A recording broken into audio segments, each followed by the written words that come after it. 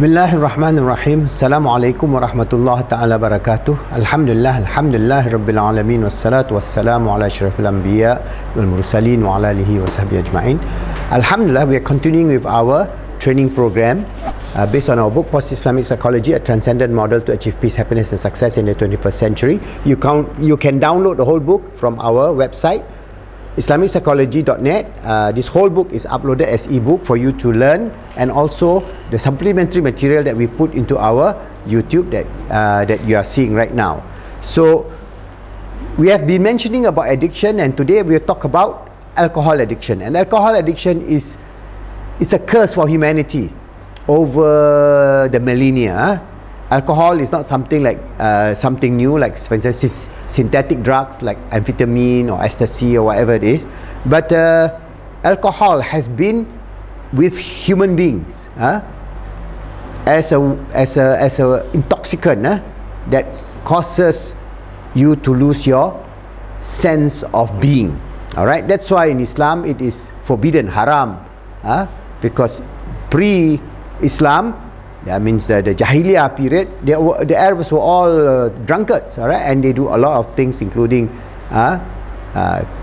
rape, war, killing, fighting, and so on, because of alcohol.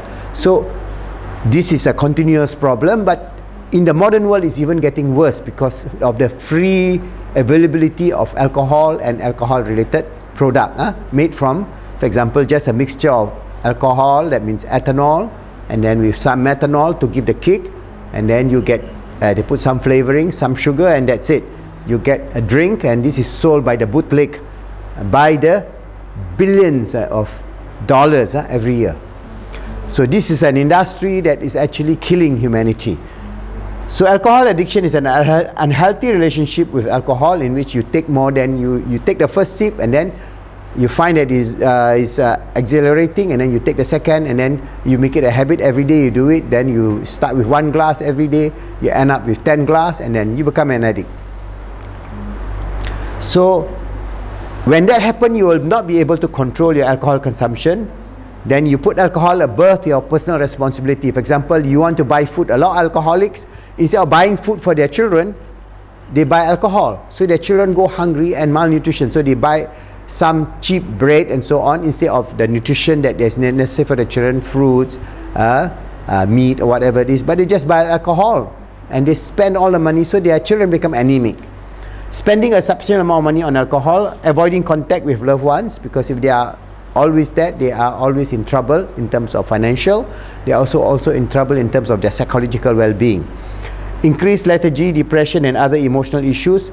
And then you have other legal problems, social problems like theft and so on. Stealing, theft. To support the alcohol addiction, they do small crime, petty crime. And then also some at a higher level, they sell drugs apart from to feed their alcohol addiction.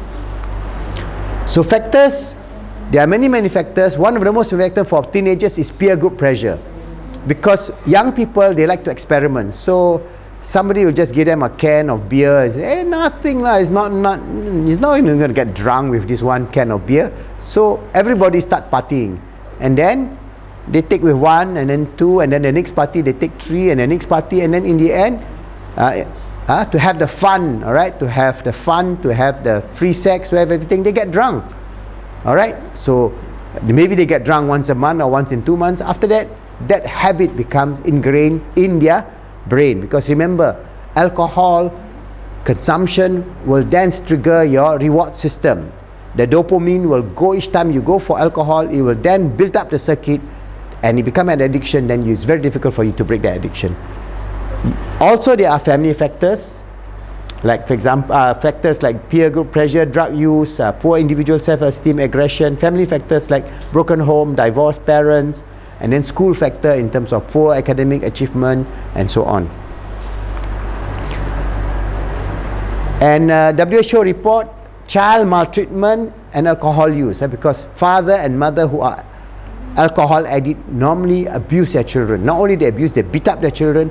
Some also rape their children, their own children. So they abuse, not only physical abuse, not only psychological abuse, but also sexual abuse.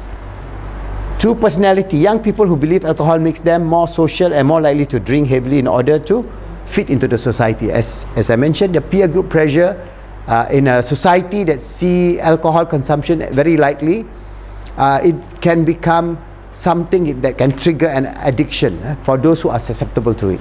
So what is the Islamic perspective? The Islamic perspective is that emptiness of life without purpose and meaning, and a free-for-all, do what you want, do what you like kind of mentality is affecting the humanity today. So more and more people are becoming alcohol addicts, and when that happens, they cannot function in society, and when that happens, it will be a very severe blow to humanity. So what is important is for us, we are doing our life coach to help coach young Muslims who are already, you know, for example, they're living in America, they're living in Australia, where drinking is nothing. You know, it's just like, hey, why you don't drink? Everybody drinks.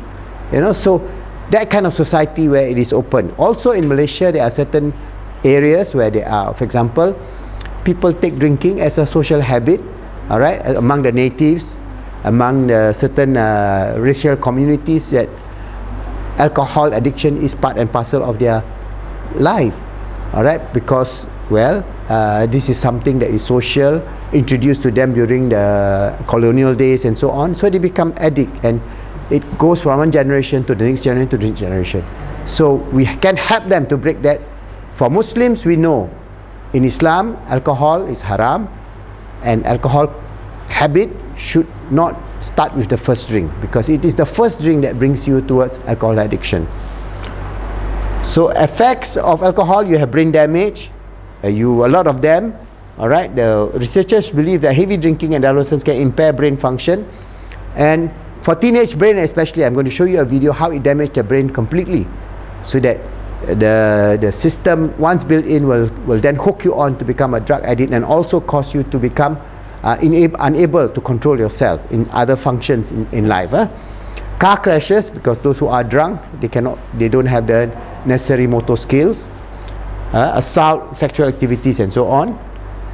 And I'll show the video of how and why alcohol should be prevented from infecting Muslim teenagers as well as all humanity in a way that is good, in a way that is gentle and soft. We bring them towards the realization of a wholesome, clean, good life of Islam, Iman and Ihsan, knowing that we as Muslims, we are the sincere servant of Allah and His vicegerent, His Khalifa on His earth, always knowing that we have to strive to make ourselves good, help others to be good, and make the world good, inshallah.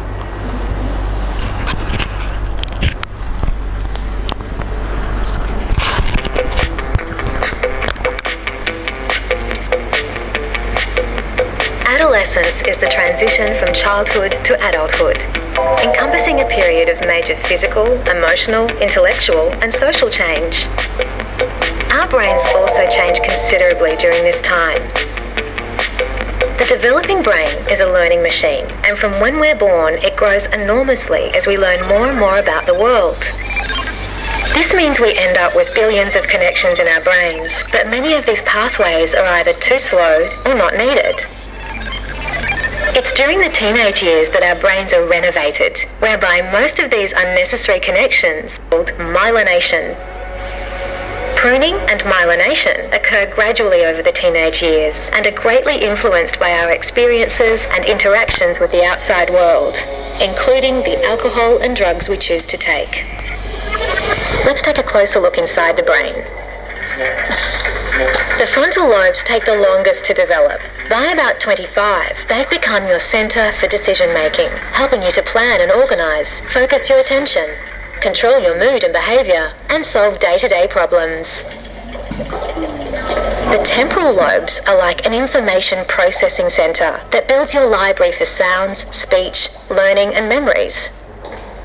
The cerebellum integrates your senses, helping you to balance, control, and fine-tune your movements.